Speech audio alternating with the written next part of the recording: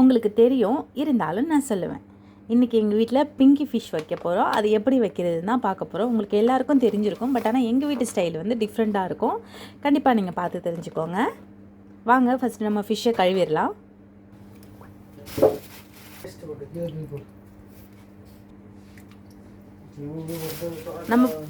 நம்ம வாங்குகிற இடத்துலேயே ஃப்ரீயாகவே மீனை கட் பண்ணி தந்துடுவாங்க. ஜஸ்ட்டு நம்ம வாஷ் பண்ணி இருக்கிற அந்த செதில் எல்லாம் எடுத்துக்கிட்டால் மட்டும் போதும்.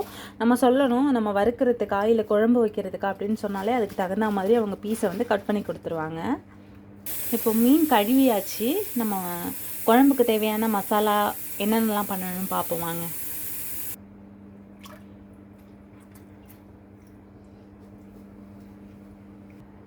இப்போ நல்லா அந்த குழம்புக்கு ரெடியான மீன் நம்ம இது பண்ணிவிட்டோம், கழுவி எடுத்துட்டோம். இது தண்ணியிலேருந்து எடுத்து தனியாக வச்சுருவோம். அப்போ தான் வந்து குழம்புல போடுறப்ப தண்ணி நிறையா ஊறாது. வாங்க, மீன் குழம்புக்கு நாங்கள் எந்த மண் சட்டி மட்டும்தான் யூஸ் பண்ணுவோம். ஏன்னா மண் சட்டியில் அந்த குழம்பு ஊறி வரப்போ நல்லா டேஸ்ட்டாக இருக்கும். மீன் குழம்புனாலே எங்கள் வீட்டில் மண் சட்டி மட்டும்தான் யூஸ் பண்ணுவோம். மற்ற கறிக்கு எல்லாமே நார்மலாக அந்த சில்வர் பாத்திரம், அந்த அலுமினிய பாத்திரம் யூஸ் பண்ணிப்போம்.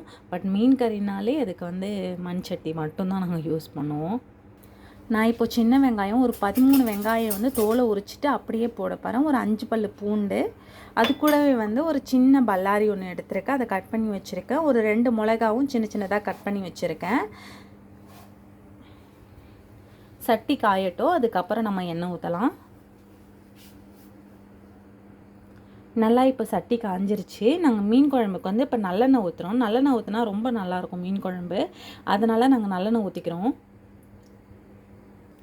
எண்ணெய் இப்போ நல்லா காஞ்சிருச்சு. நம்ம வந்து ஒரு 1/2 ஸ்பூன் வந்து வெந்தயம் போட்டுப்போம்.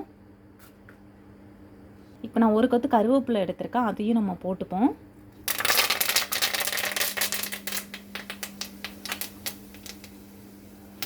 கட் பண்ணி வச்சுருக்க பச்சை மிளகாவை போட்டுப்போம். இப்போ நம்ம உரிச்சு வச்சுருக்க வெங்காயம் நான் கட் பண்ணலை, அப்படியே தான் போட போகிறேன்.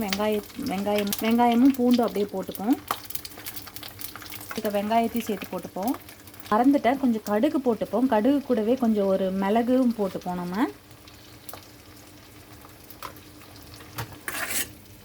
நான் சொல்ல மறந்துட்டேன், அது கூட ஜீரகமும் ஒரு 1/2 கரண்டி மிளகும் போட்டுப்போம். மிளகும் போட்டால் நல்லா வாடையாக இருக்கும். நான் மறந்துட்டேன் சொல்கிறதுக்கு.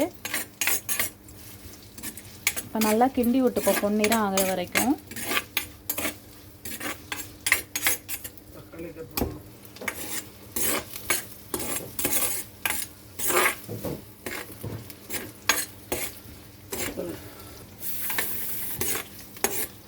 வெங்காயம் பொன்னிறமாக ஆகட்டும். நம்ம 2 தக்காளியை கட் பண்ணிப்போம் மீன் குழம்புக்கு.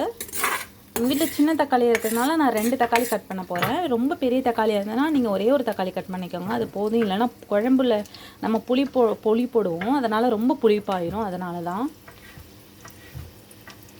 உப்பு போட்டுப்போம். இது எதுக்குன்னா வேகிறதுக்காக, வெங்காயமும் அந்த நம்ம போட்டிருக்க பூண்டு எல்லாம் சீக்கிரம் வேகிறதுக்காக.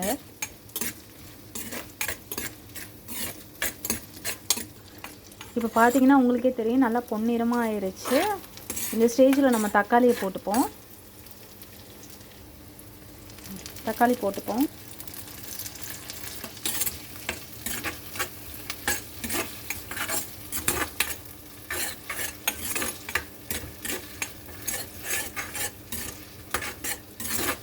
இப்போ நம்ம 1 ஸ்பூன் மஞ்சத்தூள் போட்டுப்போம். நான் மஞ்சத்தூள் போட்டு 5 நிமிஷத்துக்கு அப்புறம் தான் வந்து இந்த நல்லா வதக்கி விட்டேன். தக்காளி நல்லா வதங்கிருச்சு. இப்போ நான் 1 ஸ்பூன் வந்து வீட்டு மிளகாத்தூள் போடுறேன்.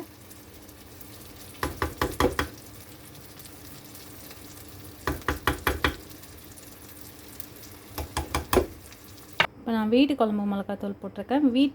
வீட்டு மசாலாங்கிறப்போ நார்மலாக நம்ம எல்லா குழம்புக்குமே யூஸ் பண்ணுவோம்ல, அது மாதிரி ஒரு பொதுவாக ஒரு மசாலா அரைச்சி வச்சுருப்போம்ல, அந்த மசாலா தான் அது போட்டுட்டு கொஞ்சமாக தண்ணி ஊற்றி அந்த மசாலாவோட பச்சை வாடை போகிற அளவுக்கு நம்ம கொதிக்க விடுவோம். உங்களுக்கு கலர் இன்னும் கொஞ்சம் தேவைப்பட்டுச்சுன்னா நீங்கள் காஷ்மீரி சில்லி கூட சேர்த்துக்கலாம். இப்போ பச்சை வாடை எல்லாமே, மசாலாவோட பச்சை வாடை எல்லாமே போயிடுச்சு. நான் வந்து 2 பெரிய சைஸு நெல்லிக்காய் சைஸில் புளி எடுத்துருந்தேன், அதை கரைச்சி வச்சுட்டேன். அதோட தண்ணி தான். இப்போ அதை ஊற்றிக்கலாம் நம்ம.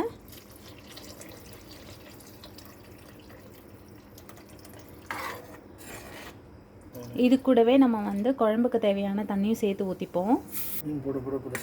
நம்ம குழம்புக்கு தேவையான தண்ணி ஊற்றிட்டோம். நாங்கள் கம்மியாக தான் ஊற்றிருக்கோம். ஏன்னு பார்த்தீங்கன்னா ஆல்ரெடி நம்ம மீன் கழுவி வச்சுருக்கோம்ல, இந்த மீன் போட்டதுக்கப்புறம் தண்ணி ஊற ஆரம்பிக்கும்.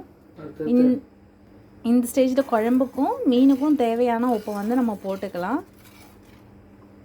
போட்டாச்சு, குழம்பு கொதிக்கிட்டோம். அதுக்கப்புறம் நம்ம மீனை போட்டுப்போம். இப்போ குழம்பு நல்லா கொதிச்சிருச்சு, நம்ம மீன் போட்டுப்போம். மீன் போட்டுட்டு ஒரு 5 நிமிஷம் கழிச்சே இறக்கினா போதும். நான் தண்ணி ஊற்றுனதுக்கப்புறம் 10 நிமிஷம் வந்து வெயிட் பண்ணேன் நல்லா கொதிக்கிறதுக்காக. இப்போ நல்லா கொதிச்சிருச்சு. இப்போ மீன் போட்டதுக்கப்புறம் 5 நிமிஷம் நம்ம வெயிட் பண்ணணும். கரெக்டாக 5 நிமிஷம் பார்த்துக்கோங்க, இல்லைனா மீன் வந்து உடஞ்சிரும். அந்த ஃபுல் மீன் நமக்கு கிடைக்காது. மீன் போட்டுடலாம்.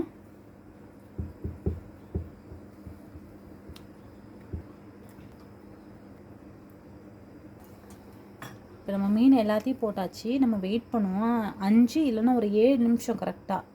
அதுலேயே வந்து வெந்துடும் மீன் நல்லா. ரொம்ப வேக விட்டோம்னா ரொம்ப ஒரு மாதிரி குழஞ்சி குழம்புலையே மீன் எல்லாமே வந்து கரைஞ்சிரும். அதனால தான். இப்போ நம்ம குழம்பு ரெடி ஆயிடுச்சு. நம்ம 5 மினிட்ஸ் கழித்து பார்த்தப்போ நம்ம குழம்பு மீனும் வந்துருச்சு, குழம்பும் நல்லா கொதிச்சிருச்சு. நீங்கள் பார்த்தீங்கன்னா சைடில் பார்த்தீங்கனாலே தெரியும், எண்ணெய்லாம் விட்டுருச்சு நல்லா.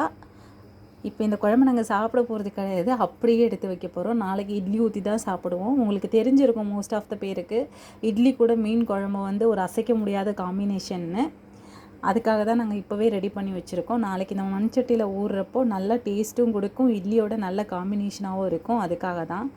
என் சேனல் பிடிச்சிருந்தா கண்டிப்பாக மறக்காமல் சப்ஸ்கிரைப் பண்ணிடுங்க, லைக் பண்ணிடுங்க, ஷேர் பண்ணிடுங்க. நிறைய பேர் பார்க்குறீங்க ஆனால் சப்ஸ்கிரைப் பண்ண மாட்டேங்கிறீங்க. கண்டிப்பாக மறக்காமல் சப்ஸ்கிரைப் பண்ணிடுங்க. தேங்க்யூ ஃபார் வாட்சிங்.